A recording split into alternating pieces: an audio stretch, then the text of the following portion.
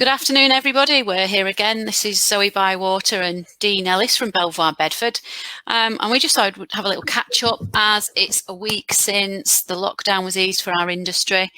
And we just wanted to touch base and see if anybody out there had any questions. I mean, one of the things that I wanted to talk about before we get into the nitty-gritty is that anyone that's working with an agent at present needs to obviously ensure that that agent is following the appropriate guidance. When agents are announcing that their offices are now open, there should be certain things that they are adhering to. And just for your safety and the safety of their team, they then obviously just be asking the right questions. Now, we do have a helpline that you can have access to, and we've posted that on our Facebook page. So if you have got any concerns or worries and you missed this live broadcast today, feel free to get in touch. You can also direct message us. And obviously there's a lot of information on the Arla Property Mart website in terms of the detail, but we're here to help and we want to do that. Since our last broadcast last week, we have had a few questions come in, so we'll try and go through those today. And if anybody is watching that has any questions, then also if you put them in the comments and we'll try and answer those too. So what I'm going to do is I'm going to sort of ask Dean the questions, he's going to supply me with the answers. So are you ready to rock and roll, Dean?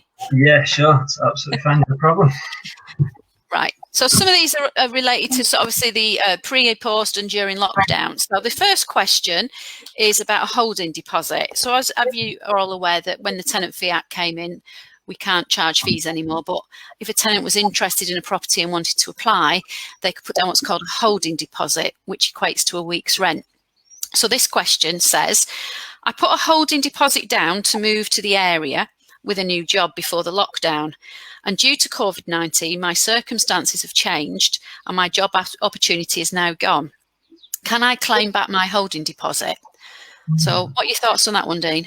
Yes, interesting question, that one. So, strictly speaking, the holding deposit is there and you've got 15 days from taking the holding deposit to completing through to the agreement. So, realistically, you're going to have to extend on that during the lockdown period. If they're only coming to light now, you should be extending on that deadline for agreement within that 15-day period to go again, really. So if it was a case that they said that they've changed their mind or wasn't honest about having the job prior to moving, at that point you'd start questioning that it's not refundable just because they've effectively lied or they've changed their mind. So that's one of the clauses. If they've changed their mind, then you can withhold the holding deposit.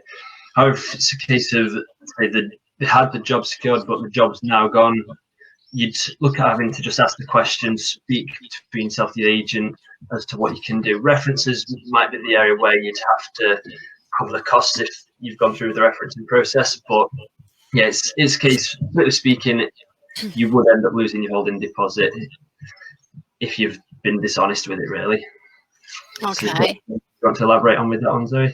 I was just going to ask, the deadline for agreement, obviously that's generally 15 days. If there was that option to extend it, is that something that the agent and the tenant can just get on with, or do they need the landlord to agree to that as well?